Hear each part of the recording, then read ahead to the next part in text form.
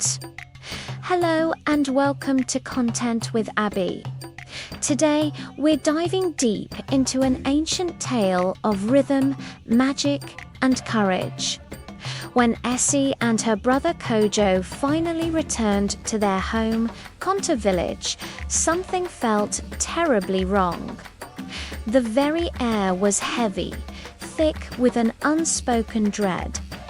In the distance, the familiar beat of the village drums was gone, replaced by a strange offbeat rhythm that made their skin crawl. The usually bustling paths were quiet, and people they passed spoke only in hushed, fearful whispers. Their grandmother, Mama Abina, leaned heavily on her walking stick, her wise old eyes clouded with concern. "Something evil walks before us. Children," she rasped, her voice trembling slightly. The village feels sick. As they stepped into the central market, the scene was one of utter desolation. It was completely empty. Clay pots lay shattered on the ground, cooking fires had long gone cold, and even the usually noisy goats were nowhere to be seen. It was as if the life had been drained from the heart of their home. Kojo's brow furrowed in confusion. "Where is everyone?"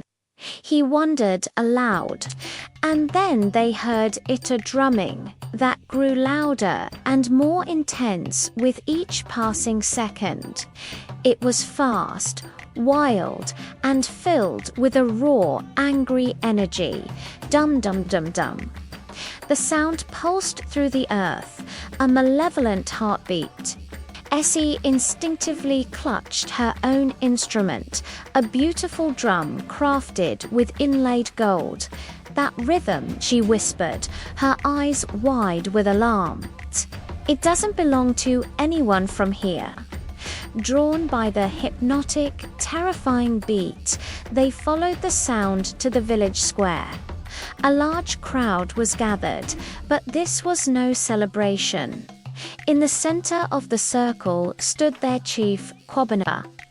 His eyes glowed with a faint crimson light, and his hands were raw and bleeding as he struck a sinister-looking black drum with frantic intensity.